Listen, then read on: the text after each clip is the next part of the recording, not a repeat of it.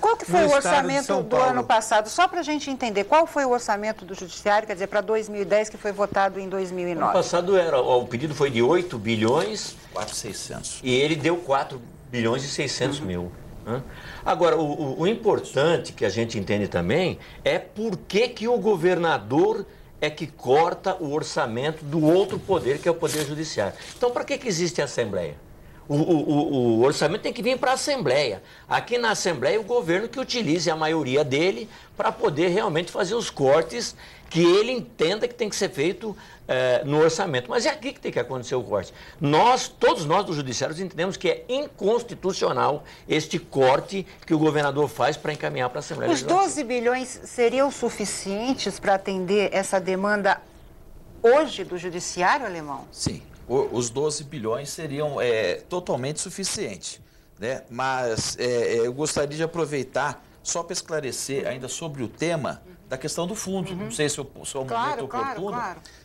Quando você disse quanto a fundos que se perdem, né? Nós temos, olha que interessante, o Tribunal de Justiça tem um projeto, já tem uma lei que criou um fundo especial para o Tribunal de Justiça e esse fundo, e o tribunal desviou a finalidade do fundo. Então, nós gostaríamos de aproveitar este momento que é tão importante, deputado Carlos Gianazzi, já conversamos com o deputado ontem, é a Lei 8.876 de 94, que foi criado o fundo para a modernização e aperfeiçoamento da justiça, né? Para a melhora de aperfeiçoamento, modernidade. Teve até uns anos atrás que um dos presidentes do tribunal comprou uma frota de carros com dinheiro desse fundo e foi questionado pela mídia. E ele, como defesa, ele disse que ele entendia que a renovação de uma frota de veículos era a modernização. Quer dizer, isso ainda vamos dizer que isso aí é pouco em vista do que foi feito em 2006. Mas esse fundo, quem fiscalizava? Não tinha participação dos servidores? Não tem fiscal, é só o tribunal que toma conta. E ele ainda existe, só que fizeram ainda pior. Em 2006, aqui nós temos uma lei que modificou, uma lei complementar, a Lei 12.395/2006, que desviou a finalidade. O que era para modernização, transformou em cumprimento, para pagamento de cumprimento, olha só que absurdo, de decisões administrativas do tribunal.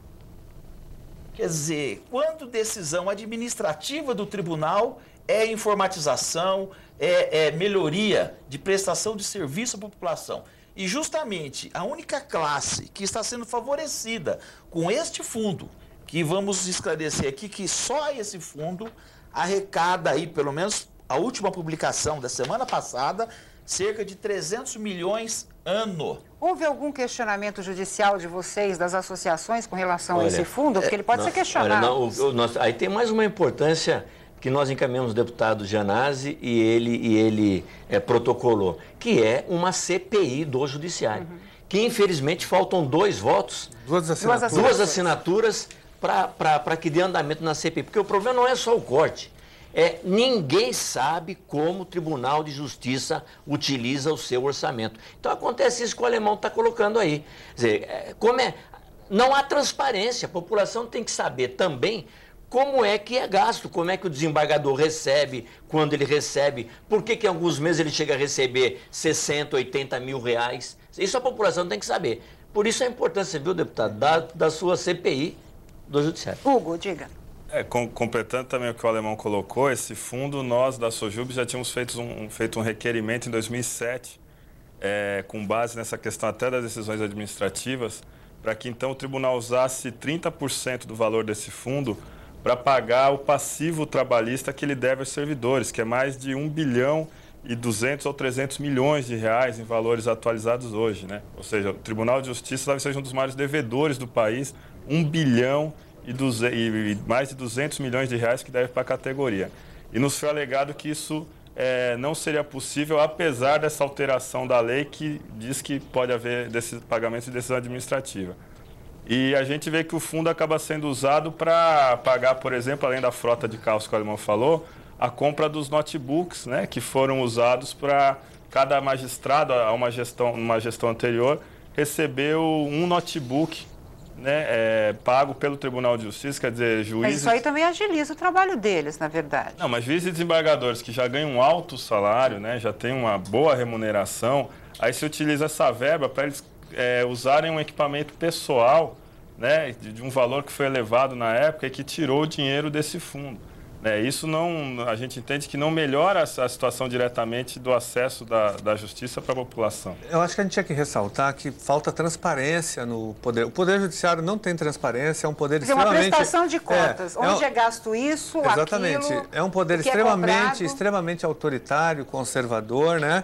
E onde nós temos a magistratura que tem as suas indenizações trabalhistas pagas em detrimento dos servidores que não têm as suas indenizações trabalhistas pagas, né? Então, é um poder que não respeita a própria lei. Por exemplo, existe a database salarial, que é uma lei, inclusive, aprovada aqui na Assembleia Legislativa, que não é respeitada pelo Poder Judiciário, que deveria ser o guardião, dar o exemplo do cumprimento da lei. Por isso que nós tivemos uma greve de 127 dias aqui no estado de São Paulo, por conta desse autoritarismo, da falta de respeito à legislação do próprio Poder Judiciário. Então, eu vou para o intervalo rapidinho. No próximo bloco, o deputado falou sobre a questão da greve e eu quero saber como é que ficou a realidade do Judiciário nesses 127 dias de paralisação. A gente volta já já.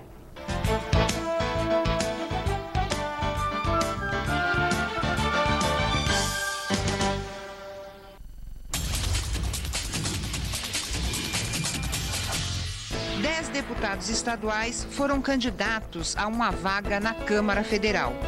8 deles foram eleitos. Rodrigo Garcia, do Democratas, Vaz de Lima, do PSDB, Jonas Donizete, do PSB, Vicente Cândido, do PT, Carlinhos Almeida, também do PT, Eli Correia Filho, do Democratas, Otoniel Lima, do PRB e Vanderlei Cirac, do PT.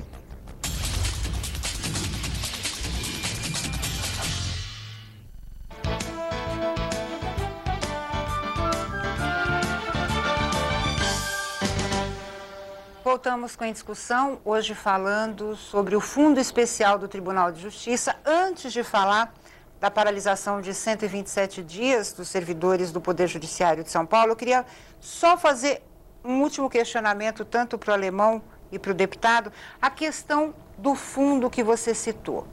Seria hoje 1 bilhão e 100 milhões de reais, que são divididos 30% para esse fundo, certo? 60% para o Estado e 10% para um custo de diligências de oficial.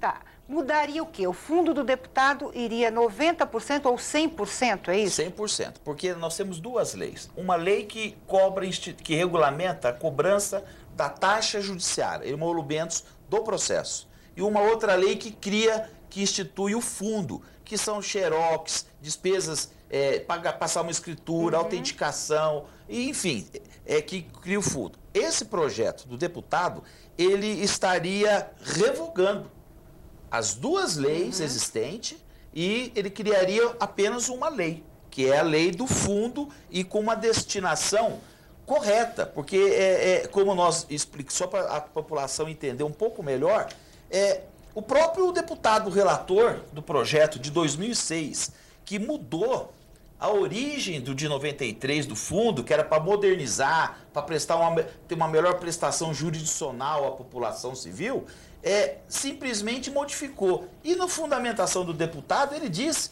que ele entendeu que a propositura daquela lei de 2006 contribuiria para o aprimoramento e modernização da justiça. Quando que pagar verbas, às vezes até a forma de pagar indevida, contribui com uma melhor justiça à população. Então, essas duas leis têm que ser revogadas o quanto antes. Pode falar, deputado. Eu queria só ressaltar que esse corte no orçamento feito pelo Executivo, de mais quase 54%, além de prejudicar imensamente os servidores, os mais 50 mil servidores do Judiciário, vai também inviabilizar a construção de novos fóruns, que já foram aprovados, inclusive aqui na Assembleia Legislativa. Nesse ano ainda, nós aprovamos a criação de 2 novos fóruns, o da Capela do Socorro e o da região de Embu-Mirim, na zona sul aqui da capital. Porque nós só temos o único fórum na zona sul, que é o de Santo Amaro, que atende mais de 3 milhões de pessoas. É um fórum sobrecarregado, inviabilizado, e mesmo com a construção desses 2 fóruns, ainda vai ser difícil atender toda a população.